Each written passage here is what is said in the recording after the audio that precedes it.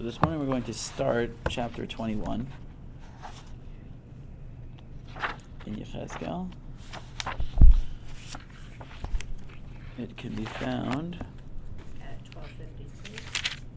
yes, on page 1253 in the Stone editions. So just a couple of words of introduction on this chapter. So both Shadal and Rashi in different places highlight that especially the middle section of this chapter in particular is very hard to understand.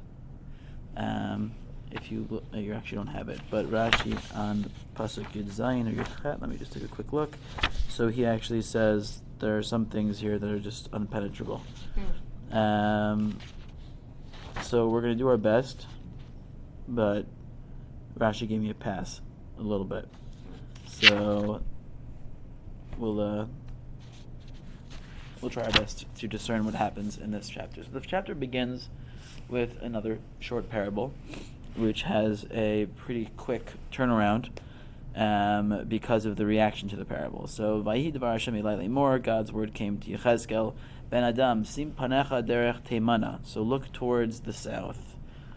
V'hatef El Darom, and speak to the south, Vinave El Ya'ar Hasadeh Negev, and speak to this, so the forest and field in the south. So this is referring to the kingdom of Yehuda, right, who are the southern kingdom, and it's referring to them as what the future will look like post-destruction, when it is no longer going to be an inhabited area, but a field and a forest. Ve'amarta liya'ar hanegev shema devar Hashem ko amar Hashem Elokim hineni matzis becha eish ve'ochla becha kol eitz lach v'chol eitz yavesh lo sichbeh laheves shal heves v'nitzrevu va kol panim minegev tzafona. So some form of destruction is coming, some fire, right? Behold, I will kindle within you fire, and it will consume within you every moist tree, every dry tree. Basically, doesn't matter what's going to what your status is. This fire is going to just fully consume, and it's not going to be quenched. It's not going to be put out. All the face of the south to the north shall be scorched by it. Right. So this is the destruction of Yehuda by the hands of Bavel. V'ra'u kol basar ki ani Hashem bi'artiha lo tichbeh, right? And this, everyone will know that I am God. In other words, right, people have been saying for all these years after the Sancheirav debacle and everything else that I wouldn't destroy my temple, I wouldn't destroy my Yerushalayim, but they're going to know the God that I am now when I will turn even on my own people if they cannot, right, remain committed to a upstanding lifestyle. V'omar aha Adonai Elohim hema omrim li halo mimashel mimshalimhu, and right, the listeners basically scoff. Oh, here goes, right? He's right. Is he not an inventor of parables? In other words, right? Oh, he says good parables, but this isn't prophecy. He's just making up stories again. There goes the Yechezkel again. Right? He's doing more parables. That's all he does. Parable. They're always terrible. Terrible parables. That's it's his nickname. So, in response, Vayi Devar Hashem Elai Lemor, God comes to him again, and you can see the direct parallel. Ben Adam Sim Panecha El Yerushalayim. Right. So now it's not right. Put your face to the north, and I'm going to be right alluding to Yerushalayim, but not saying Yerushalayim. Sorry, to the south. Right, so put your face to right Yerushalayim. V'atef el mikdashim v'hinaveh el admat Yisrael. Right, and now speak to the mikdash, speak to the temple, speak to right the land of the Jews. V'amarta le'admat Yisrael ko amar Hashem hineni elayich v'hotzeisi charbi v'ta'ara v'ichrati mimech tzadik v'rasha. Right, so I'm going to come and destroy I'm going to unsheath the sword, and I'm going to basically destroy. And you can see, right, so the parallels, right? So the moist tree versus the dry tree is the tzaddik and the rasha.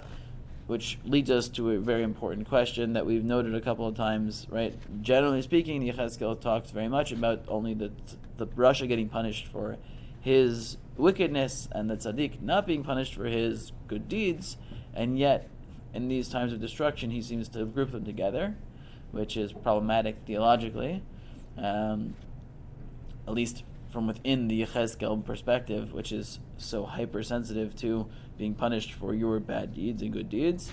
So for that, I'll just quote Rav Saadia Gaon, who's quoted in the Radak and others here.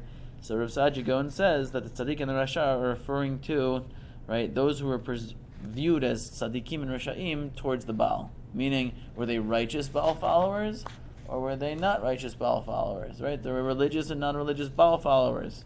And so it's actually not referring to a tzaddik v'rasha in the classical term. Now that's certainly not the simple reading, right? The simple reading of the text is it's referring to tzaddik v'rasha, right? But because of the theological problems and trying to make it fit with the greater themes of Yechezkel, that's what I think drives Rav Saadia Gaon to some extent. So in other words, even the righteous worship the Baal, but maybe not to the extent. Meaning there, I'll put it this way, right? Even in the most theologically handicapped views from the Jewish perspective, there are still good people, right? And there's good people and bad people. And even within the Jewish fold, there are good people and bad people, unfortunately. Right? Theologically, you could be very much on par, but that doesn't mean that, right, your everything else is actually good. So that's, I think, what Rav Saadia Gaon is highlighting by arguing that tzaddik v'rasha in this context is actually, in fact, referring to, right, people who worship Baal. So that meaning they were good Beit HaChavera people, but theologically they were worshipping Baal. So none of them were deserving of being saved, so to speak. But, right, that's how he understands this verse. The simple understanding is that even Yechezkel admits that in times of destruction, right, when the mashchis is given, right, the right to do his hashchata, right, there are times where the unique divine providence for each and every individual is thrown out for collective punishment, right, which is a concept we don't really like, but it's very possible it's true.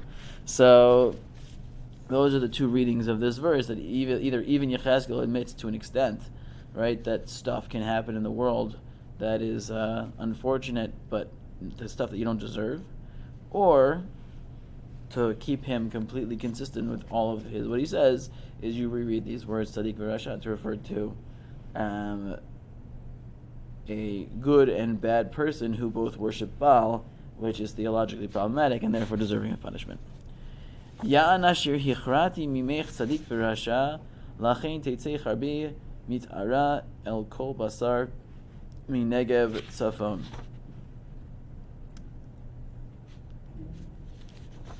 So basically, so exactly what the because is not clear, but because of everything that you deserve, right? So the sword's coming out to destroy the good and the bad all together. And right, from the south to the North Kingdom had already been destroyed, but basically this is kind of the finishing of the process of the destruction. And we're getting to the end here. These are the prophecies about, right, the rebellion of Tzidkiyahu and, right, the eventual getting rid of the kingship of Yehuda completely, and then the short stint of Gedaliah ben Achikam and his little party, which doesn't last very long either, as a governorship. But we're getting to the end of this whole storyline. V'yadu kol basar ki ani Hashem hotesi charbi mit'ara lo tashuv od, and you'll know that I am God who took the sword out of my sheath and will not return it again. V'ata ben adam he'anach b'shivron masnayim u'merirus te'anach le'eineihem. Basically, you're going to be groaning a lot because you're going to be going through a lot. It's going to be quite bitter, and you're going to groan a lot. Vaya ki yomru elecha al ma'ata ne'anach v'amarta el shmu'a kiva'a v'nameis kolei v'rafu kol yadayim v'chehata kol ruach v'chol berchaim tilachna mayim hinei ba'av ni'ata ne'um Hashem Elokim. And so when someone asks, why are you groaning? Basically, the palpable fear that the Jews are going to have for the impending destruction of Bavel is going to be so palpable that, right, they're shaking in their boots, their hands are weakened, they don't know what to do. Their hearts are melting, they're done. Pasuk Gimel, Vayidvar Hashem Elai Lemor, Ben Adam Hinavei Amarta Kol Amar Hashem Emor Cherev Hu Chada V'Gam Miruta. And this is kind of the section now where the Shadal and Rashi say things get a little bit more murky. So, Son of man, you should again prophesy and say, so saith Hashem, say, a sword hu chada v'gam miruta, right, shall be sharpened and also furbished. So, meaning, we can try and translate the words, because thankfully Art Scroll and all these other, right, translation people have put together, right, a simple translation. The challenge, though, is what exactly it's referring to, right? So this is apparently referring to the sword of the king of Bavel, but what does it exactly mean? So he's sharpened and furbished, so he's on his way to attack, something like that. Leman tevoach tevach hu chada leman hayeh la barak morata o nasis shevet bini moeset kol eitz. Right, so in order that he go and slaughter, right, he's going to do this destruction against the Jewish people and other nations as well, as we'll see. And in order that it may glitter, right, barak, morata, onasis, right, and we already said before that it's going to be refurbished, it's going to be kind of getting ready, it's going to have some glitter, great. And will you, right, onasis, or will you rejoice? Shevet b'ni mo'eset kol eitz. The rod of my son disdains every stick.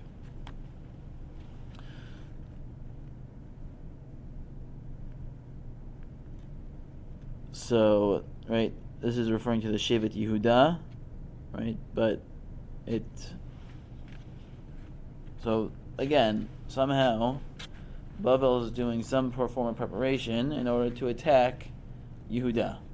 Exactly what's the shininess? What's the question? Will you rejoice? What are all these pieces? Not super clear. Vayiteno tal lemarta litpos bakaf hi huchda cherev v'hi marata latet ota biyad horeg. Right, and so this sword is being given a the handle. I'm sure it has a name. The handle of the sword is being furbished back onto it, so that it can be used in the hand of the slayer. Za'ak v'heilel ben adam ki hi hayta ba'amihi v'chol nisi'ei Yisrael migurei el cherev hayu et ami lachein sefok el yareach. Right, and so again, right, so before you are groaning because of what you heard, and now you have the sword kind of in your face, so now there's crying and wailing.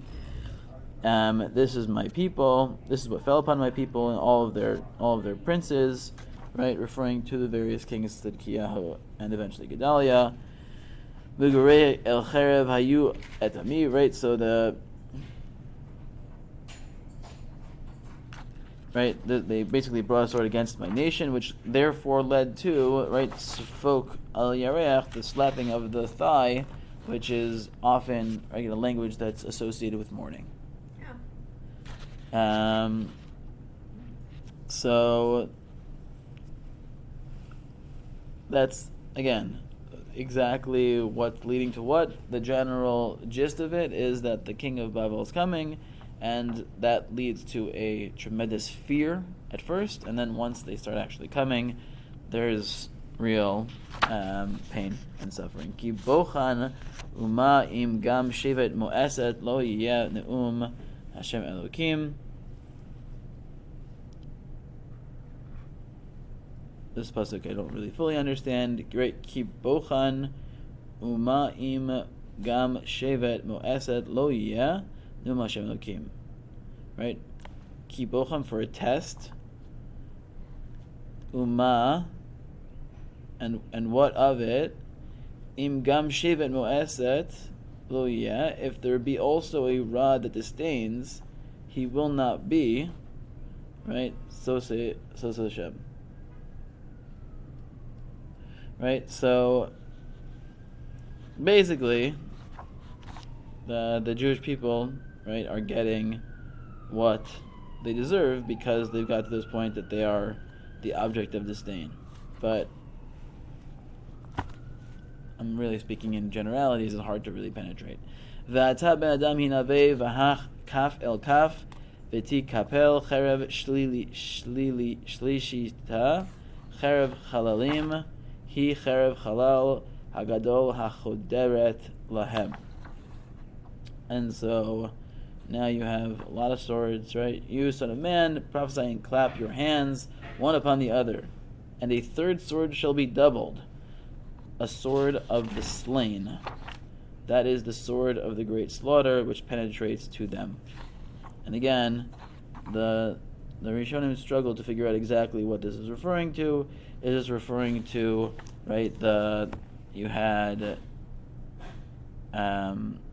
Yoakim, who rebelled originally, and he dies before Bavel makes it there. Yoachin is sent into exile. Tzidkiyahu is put into his place. Tzidkiyahu rebels. He is killed. Then Gedaliah, and then there's another rebellion, and then eventually there's destruction. So you have kind of, depending on where you want to slice it, right, pun intended, right, you have, right, different, right, swords coming down upon the Jewish people, all of them being Bavel at different times, whether you want to call it Yoachin, Tzidkiyahu, and Gedaliah, or you want to start even with Yoachin, and Gedaliah is not a king, so he's not included, but there's some sort of, right, a sword upon a sword is just doubled, another sword, there's a lot of action, so to speak, between the Jews and Bavel at this point. Leman lamog lev v'arbei mechsholim al kol sha'arehem nasati evchat charev ach asuya levarak mu'uta latavach. And again, all of this is, right, on the one hand, before the actual destruction is a psychological destruction, right, where it's getting to a point where people are so scared of what's going to be happening around their gates, around their cities, the loss of security, the loss of feeling of security, and eventually will lead to the ultimate slaughter. Hit achadi heimini hasimi hasmili ana panayich mu'adot. Right, and right, get yourself to one side, to the right, or direct yourself to the left. Where is your face directed? In other words, right, so this is connected a little bit to, right, the lack of faith in God. They don't really know where they're looking. Are they looking to the left or looking to the right? Like, where do they turn in this moment? They still can't even figure it out, and they're being directed to figure it out. Gamani akeh kapi el kapi v'hini chosi chamati ani Hashem dibarti. Right, I too shall clap my hands one upon the other. I shall put my fury to rest. I, the Lord, have spoken. And again, it sounds here like the clapping is more clapping of anger, but to some extent, right, there's a notion here that God is also, right, mourning what's about to happen, what's about to take place. With this clap mourning, which is very common, is again a reference to some form of mourning, even though here it sounds very much to be a clapping of anger. So I think we'll do another minute or two, and then we'll stop. I just want to get to pasuk chavav-ish, even though it's going to be middle of this last section, but we'll go a little bit further now, and then we'll probably double back and do this again to go back to this section. Vayidvar Hashem elai limor va'ata ben adam sim lecha shnayim derachim lavo cherev melech Bavel me'eretz echad yitz'u shnehem v'yad barei berosh derech ir barei. So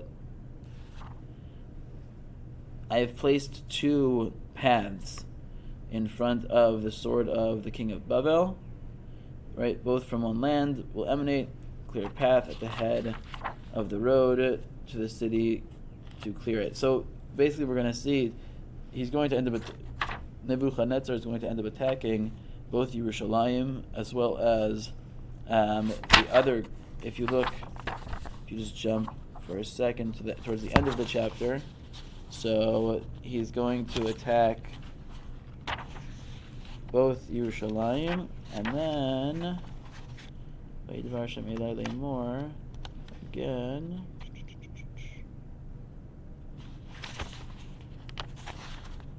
Yeah, Pasuk Lamed Gimel. So he turns his wrath towards Ammon, Bnei Ammon, towards the end. And we're going to see the language is very similar next week. We'll look at it more closely.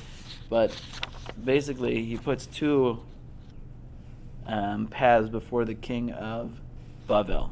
Derech tasim lavo cherev eit rabat bnei Ammon ve'eit Yehuda b'Yerushalayim b'tzura. Right, so you shall make a road for the coming of the sword to Rabbah of the children of Ammon, and to Judah and Jerusalem the fortified. Right, so these two paths before Babel. Ki amad melech Bavel el em haderech berosh shnei hadrachim. He's standing at the top of this road, right? And this is like an interesting description of what the process of going to war may have been like for Nebuchadnezzar and other kings of Babel. So liksam kasem. Kilkel chitzim. So first, right, so he would use different divinations to try and figure out what path do I go, right? I flip a coin, basically. So the first was he would rattle his chitzim. He would shake his arrows. So the description that Dr. Tova Genzel gives to try to explain this is apparently that there was an ancient practice that they would put different answers to a question on different arrows, and then they'd shake the quiver until one of the arrows would pop out, and whichever arrow would pop out, that was how they would take the answer. So let's say they were trying to figure out, do I go to the left, do I go to the right, do we attack Ammon, do we attack Judah? So they'd say, attack Judah, attack Ammon, and they'd put the arrows in there, they'd shake them up, and one of them would fall out, attack this one, and that's the way they would go. Sha'al b'trafim, they would ask the idols, they would use their idols themselves to try and divine the future. And then Ra'ah bechaved, and apparently there's a lot of archaeological evidence about this practice.